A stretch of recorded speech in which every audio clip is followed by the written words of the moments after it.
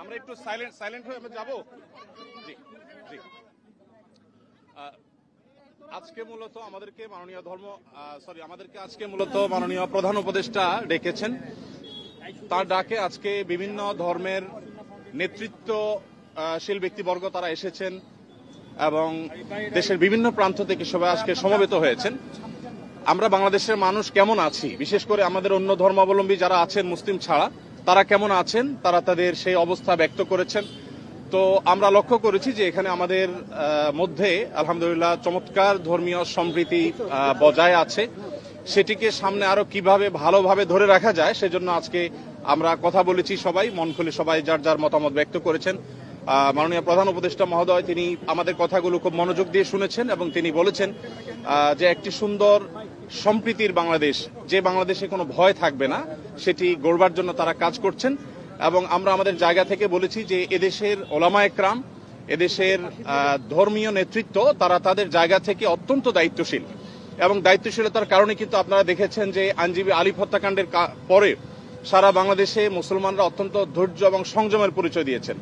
বিগত সরকারের শেষের দিকে আপনারা দেখেছেন ফরিদপুরে দুইজন মসজিদের নির্মাণ শ্রমিককে অত্যন্ত নির্মমভাবে অন্য ধর্মাবলম্বীরা হত্যা করার পরও গোটা দেশের মুসলমানরা অত্যন্ত সংযমের পরিচয় দিয়েছেন। আমরা এটিকে যেমন সাধুবাদ জানিয়েছি, ঠিক তেমনিভাবে এটিকে ধরে রাখবার জন্য সংগ্রাম চালাচ্ছি। এখানে সিনিয়র বিভিন্ন ব্যক্তিবর্গ ছিলেন, জাতীয় মসজিদ বায়তুল মোকাররমের সম্মানিত খতিব ছিলেন, আন্দরকুল্লাহ শাহী মসজিদের খতিব সহ অন্যান্য ব্যক্তিবর্গ ছিলেন। প্রত্যেকেই একই সুরে কথা বলেছেন যে আমরা সম্প্রীতির বাংলাদেশ গড়ে তুলতে চাই। বাংলাদেশের মানুষ যেভাবে ধর্মীয় সম্প্রীতির উজ্জ্বল উদাহরণ তৈরি করেছে, এটা পৃথিবীতে আসলেই বিরল। কোনো প্রপাগান্ডায় যেন আমরা কেউ কোনোভাবে পা না দিই এবং আমরা যেন সবাই ঐক্যবদ্ধ থাকি, সেজন্য সবাই এখানে কথা বলেছেন। মুসলিমরা ছাড়াও অন্য ধর্মাবলম্বী যে সমস্ত নেতৃবর্গ ছিলেন তারাও কথা বলেছেন। তো আমরা আশা করছি যে একটা সম্প্রীতির বাংলাদেশ যেটি ইতিমধ্যে আলহামদুলিল্লাহ আছে, সেটিকে আরো ভালো জায়গা আমরা নিয়ে যেতে পারবো এবং পৃথিবীর কাছে উজ্জ্বল উদাহরণ হিসেবে আমরা দাঁড় করাতে পারবো। এখানে প্রত্যেকে যার যার জায়গা থেকে চেষ্টা করেছেন এই কথা বলার জন্য যে আমরা শান্তি সম্প্রীতি রক্ষা করবার জন্য কাজ করছি। আমরা 5 আগস্টে লাইভে এসে প্রত্যেকে যার যার জায়গা থেকে আমরা সবাই কিন্তু মানুষকে সজাগ থাকার, সতর্ক থাকার এবং সংযমী থাকার, ধৈর্যশীল থাকার জন্য আমরা আহ্বান করেছি।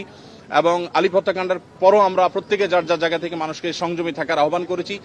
ইসলাম আমাদেরকে অন্য ধর্মাবলম্বীর ব্যাপারে যথেষ্ট দায়িত্বশীল আচরণ করতে বলে। আমাদের প্রিয় নবী সাল্লাল্লাহু আলাইহি ওয়াসাল্লাম আমাদেরকে মানুষ হিসাবে অন্য ধর্মাবলম্বীদেরকে মর্যাদা দিতে শিখিয়েছে এবং সেই শিক্ষা ধারণ করবার কারণে বাংলাদেশের মানুষের মধ্যে সাম্প্রদায়িক সম্প্রীতি তৈরি হয়েছে।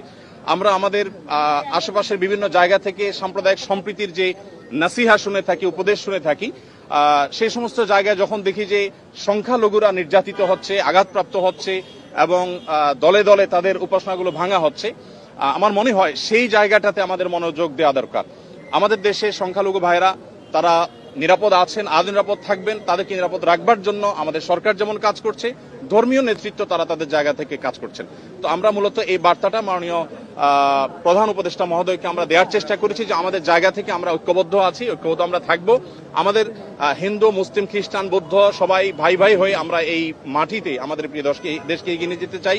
সেই জায়গা থেকে আমাদের মধ্যে কোনো প্রকার ফাটল নেই, আমাদের মধ্যে কোনো বিভেদ নেই।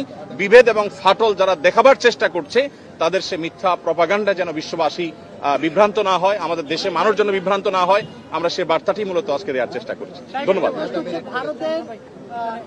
ভারতে বাংলাদেশের সহকারী হাইকমিশনে হামলার ঘটনা ঘটেছে এবং ভারত থেকে বাংলাদেশকে নিয়ে যে ধরনের অপপ্রচার চলছে, ভারতীয় আগ্রাসনের কথা বলা হচ্ছে, এই বিষয়ে কি বলবেন আপনারা? এই বিষয়ে কি বলবেন?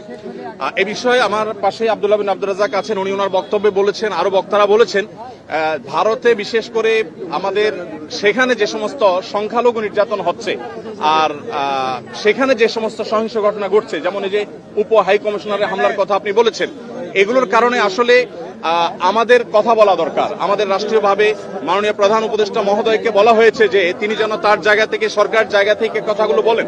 আমরা যখন আমাদের কথাগুলো বলবো না তখন আমাদের উপর আরো চেপে আসা হবে। এই কালচার থেকে বেরিয়ে আসার জন্য আমাদেরকে আমাদের অধিকারের কথা বলতে হবে। আমরা আজকে সেখানে যে আক্রান্ত হয়েছি কলকাতাতে, তার বাইরে যে মুসলমানরা আক্রান্ত হচ্ছেন সেখানে, সেগুলো নিয়ে আমাদের কথা বলতে হবে। তাহলে সেক্ষেত্রে হয়তোবা এই যে আজকে যে পরিস্থিতি আমরা মুখোমুখি হচ্ছি, যে আজকে আমাদের উপরে চাপিয়ে দেওয়া হচ্ছে মিথ্যা প্রপাগান্ডা, সেটা থেকে আমরা উত্তরণের পথ হয়তো খুঁজে পাবো। জি।